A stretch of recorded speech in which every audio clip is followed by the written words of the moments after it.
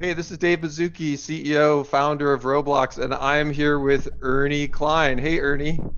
Hey, Dave. Good to see you, man. Yeah, it's been a couple years. Last time we were together, we were hanging at South by Southwest talking about your first book, Ready Player One. But today it's Ready Player Two, and we're celebrating the publication in the US and the UK. I think it's safe to say this is probably the most highly anticipated fiction book of 2020. It's clearly on track to be a massive hit. I've read it. I'm blown away. It's worth it. Uh, It's worth the wait. I'm excited for people to finally get to read it. With Ready Player 2, we're going to see a lot of great stuff. There's another quest. Um, there's some technical advancements that Halliday left for Wade that could change a lot of things. We've got a lot of action. I think it's not just the future of the Oasis, it's even a bigger future at stake. Because you're a visionary and you're thinking about VR all the time, I think there may be even hints and advancements there. So there's a lot in this thing coming. It's lots happened since I wrote the first book. I sold it back in 2010, so it's been 10 years, and the whole landscape of VR has changed since then. So there was a lot to take into consideration when I was writing Ready Player Two. The event we did on Roblox in 2018 had 13 million people participate. I Uh, think it's fair to say this is going to be even bigger. that first Roblox event was amazing, and I heard about it from people all around the world were excited about it. And my eldest daughter, had been playing Roblox for years, so it was really exciting to have Ready Player One take over her favorite game for a while and have her compete in the contest. I warned her she couldn't win, which disappointed her, but she still had fun participating.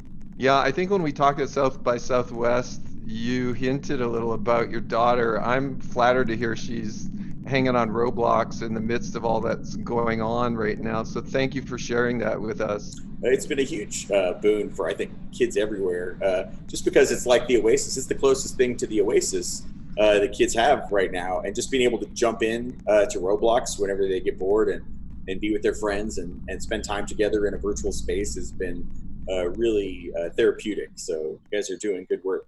So hey, you're making history with Ready Player 2. Let's roll back to Ready Player 1 because you captured the imagination, I think, of just so many people from so many walks of life. And there was a movie that came out of that, which was also incredible. Does anything stand out for all of us that fantasize about making movies and being in the movies and working with Spielberg? Does anything stand out from that experience for you? Well, the whole experience stands out. This past year, I've kind of been living in my memories of it since I've been in quarantine for a big chunk of the year.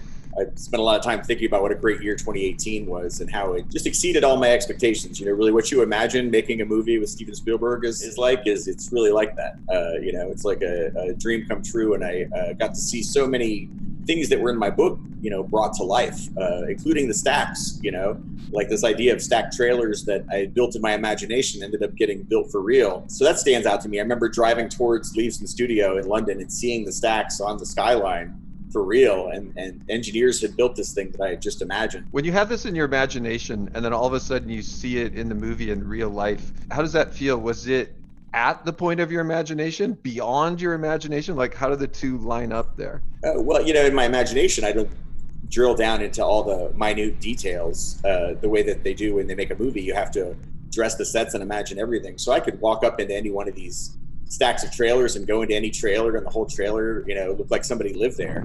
And people were living there. For the few days that we were shooting in the stacks, it was filled with extras who were all, dressed like it was 2045. It was just incredible. It was really a surreal experience. It felt like a dream kind of the whole time I was there. So even looking back on it now, I have to remind myself that all really happened.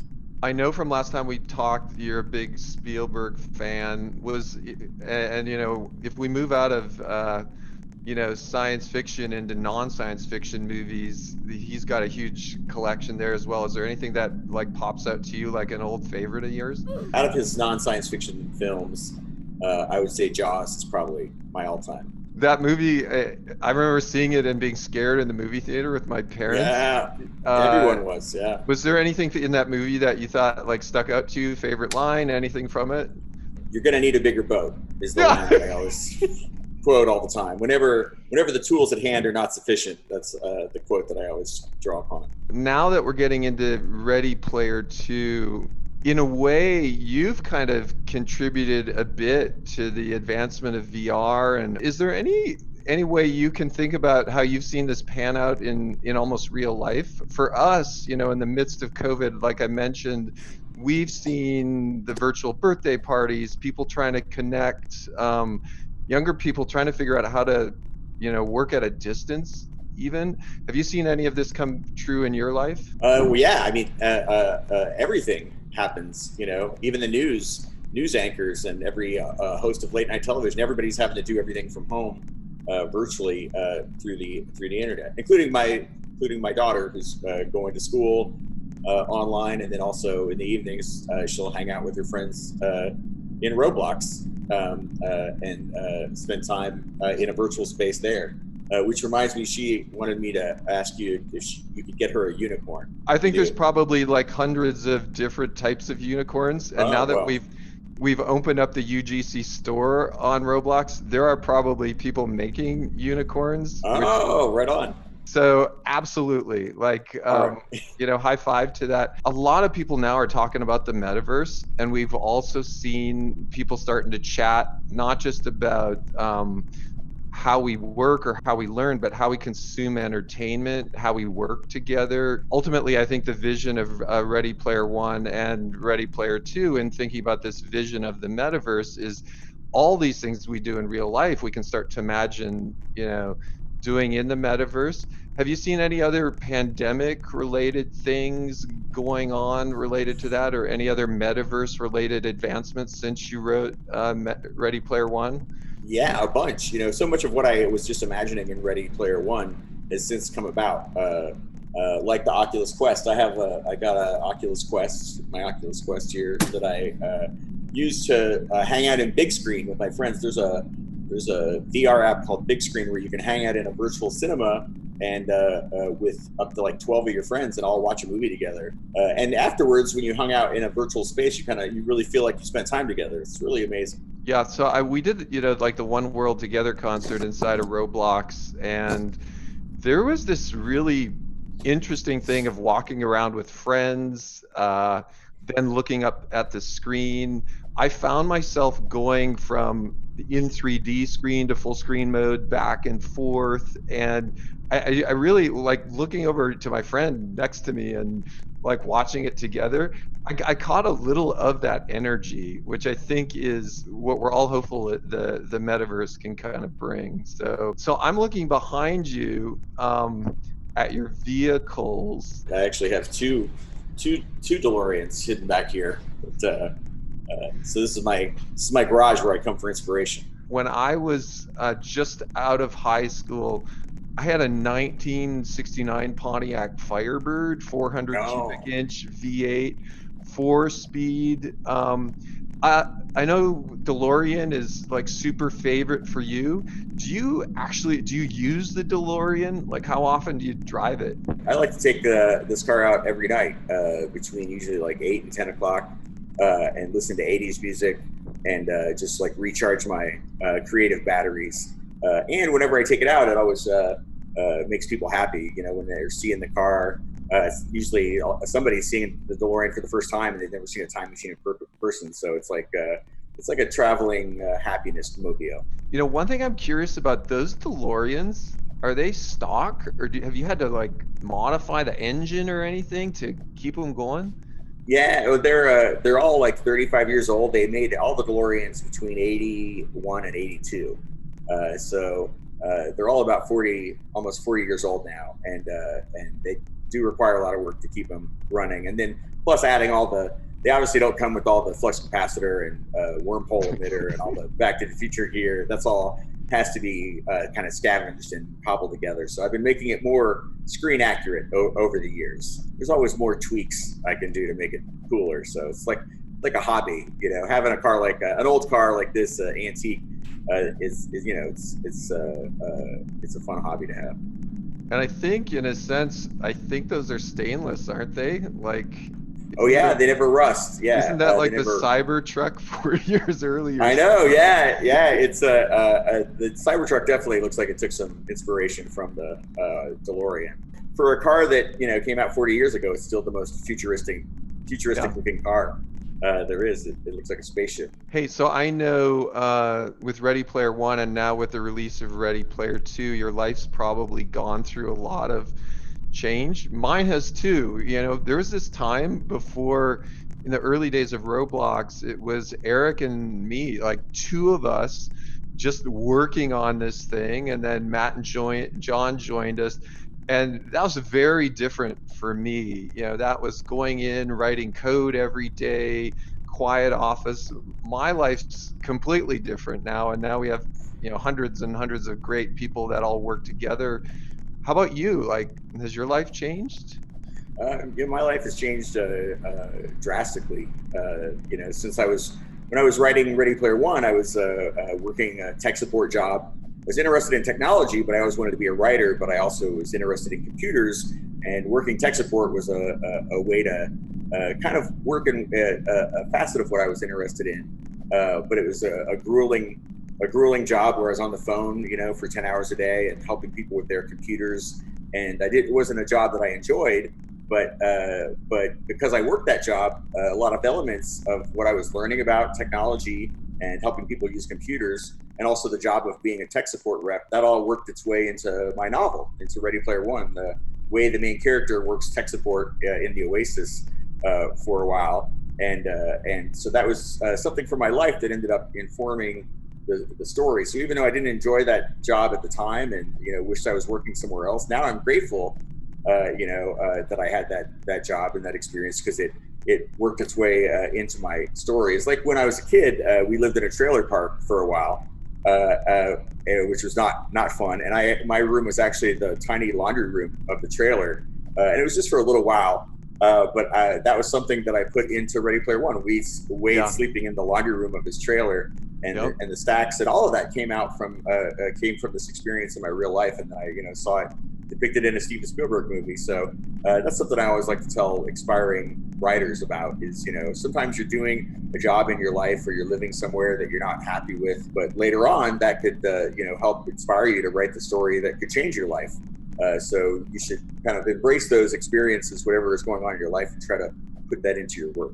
And I think there's a lot of optimism, in your books as well around the power of imagination. And in effect, the metaverse is built on imagination. So I always take that as a very Yeah, optimistic thing for all of us that are trying to create, whether it's music or 3D or imagery. yeah. Hey, and then riffing on Ready Player Two. So the number seven's kind of relevant, and of course we're not in spoiler zone here. But hey, is this random? Is there some significance to this? Like the number three in Ready Player One, three is a magic number. Number seven is a number that comes up a lot in pop culture and in video games. And kind of collecting seven pieces of something is something that would come up in Dungeons and Dragons modules, and also in like Sonic the Hedgehog had seven Chaos Emeralds that were red, yellow, blue, cyan, white, purple, and green.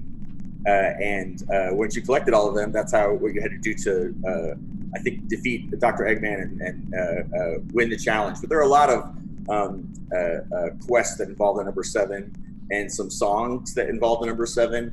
And so I saw that was a way to weave all those things into the story and have a kind of a connecting element between them. So it'll make sense what I'm talking about uh, uh, once people out there read the book. But yeah, no, the number seven was a big influence. So hey, with Ready Player One, I think a lot of people who'd never worn a VR headset got exposure to the tech and to your vision through the book and through the movie. And part of the fun, I think, I imagine, of being a sci-fi writer is you're also a futurist in a way. I mean, that's part of the gig of being a sci-fi writer, which sounds really fun. And I think, in Ready Player Two, I think you go even a little further, and there's some really exciting kind of, vision going beyond that. When we at Roblox, we kind of done the same thing. We've had vision for 15 years, and it takes a lot of time for some of these things to become reality. But when they do, it's super satisfying. And I'm wondering for you, how's it feel when you see some things in real life come true, after you've written about them? Well, it's gratifying, but I don't automatically assume that it was my book that helped inspire it, unless sometimes, like with the Oculus Rift, the people who worked on that told me in person that some things from Ready Player One had inspired them. Um, but it's so much easier when you're a writer to just write. Wouldn't it be cool? Than it is to actually make it. It's like easy for me to design an amazing video game in a story. Yeah. Yeah, but as you know, it's much harder to actually make the real thing. I So I think that could yeah, be a good thing though, right? Because us technologists, we can get locked in by how difficult it is to build stuff. Where writers and futurists, you have the freedom of the written word, right? There's no limit to what you right. can imagine. And then the technologists more have to like figure out, can we really build it? Right, and they're the only ones that can really build it. If it was just left up to the writers, all this stuff would remain fantasy. But that's something that I remember hearing about Star Trek, the old Star Trek series. They had those doors that would open automatically, and that's what inspired those doors in grocery stores. Like people at home saw that, and then real engineers went and made it work. So science fiction has always kind of played that role of what extrapolating where our technology might go. But yeah, that's one of the funnest parts of being a science fiction writer is imagining where the technology will lead us, and then how the technology, once it arrives, is going to affect people's day-to-day lives. I love it because I think it's the best form of brainstorming is unencumbered brainstorming, without Yeah. limit. And I think that's a little bit of what you do in your book. So nice Oh, job. thank you. Almost like we're taking technology and then we go to pop culture at the same time, like in Ready Player One and now Ready Player Two, like you have this amazing intersection of pop culture with a vision of the future. And I think the reader or the movie viewer can almost get a little bit of a vibe of some of the things that have been important in your life. Can you riff a bit on some of the pop culture influences you've had? We know they're endless. Anybody who read Ready Player One knows that my interest in pop culture is very broad. But for Ready Player Two, there are some specific facets of pop culture that I took inspiration from, like John Hughes films. Huge fan of John Hughes movies, especially the John Hughes movies that were set in high school. Yeah. And he created his own fictional high school, Shermer High School. His high school movies took place like Ferris Bueller's Day Off and Kids in Weird Science, Pretty in Pink. They all went to a version of Shermer High School. And I was always fascinated with high school being the setting for all these, dramas about young people's lives. Yeah. And especially The Breakfast Club. It's probably my favorite of all time. And I think 90%, 95% of that movie takes place in the school library, which ends up being like this social battlefield for the four kids as they get to know each other. And I always thought that was the library is a fascinating place to set a movie. And it might be the only movie that's completely set in a library. Yeah, Breakfast Club, one of my favorites. I love the soundtrack as well to that movie. Oh, so great. Yeah. So good. Seems like the book was so fun to write. Are there any moments that you felt were super fun without giving away too much? I don't think I can give away the super fun moments without giving away too much, but I will tell you it was I had fun. I had fun the whole time I was writing it. Because I knew, unlike with Ready Player One when I wrote it, I wasn't sure if anyone was ever going to read it, outside of my friends and family. Whereas this, I knew there were a lot of people waiting and excited to read it, and that whatever I wrote, that story was going to play out. Those events were going to play out in millions of people's imagination, and imagination is even more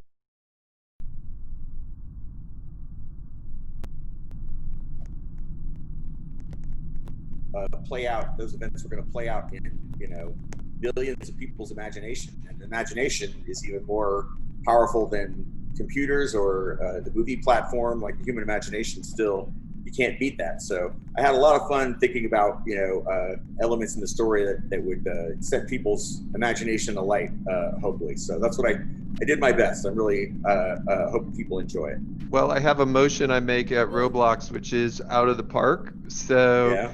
I Oh. think it's out of the park. So I think Oh. everyone's gonna really enjoy reading Ready Player Two. Like, kudos to you. It's Oh, thanks. awesome. Oh, because it really is like bringing the story to life. What you guys are doing. This is Roblox is the closest thing to the Oasis, and this contest is like the closest thing to the contest described in the book in reality. And people all around the world get to take part in it. It's really amazing. It's like bringing the story to life. So I can't thank you guys enough. Thank you, Ernie, again. All right. Over and out. Really enjoyed it. All right. Thanks, Dave.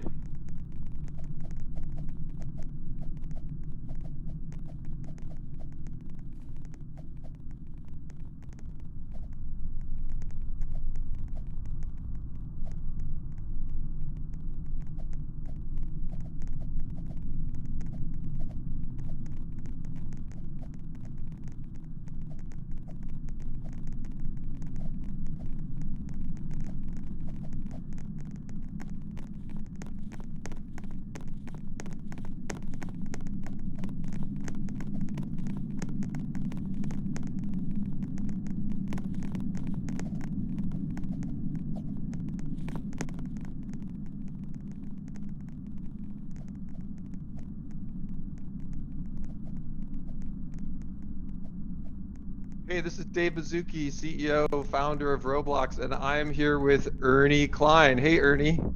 Hey, Dave. Good to see you, man. Yeah, it's been a couple years. Last time we were together, we were hanging at South by Southwest talking about your first book, Ready Player One. But today it's Ready Player Two, and we're celebrating the publication in the US and the UK. I think it's safe to say this is probably the most highly anticipated fiction book of 2020. It's clearly on track to be a massive hit. I've read it. I'm blown away. It's worth it. It's worth the wait. I'm excited for people to find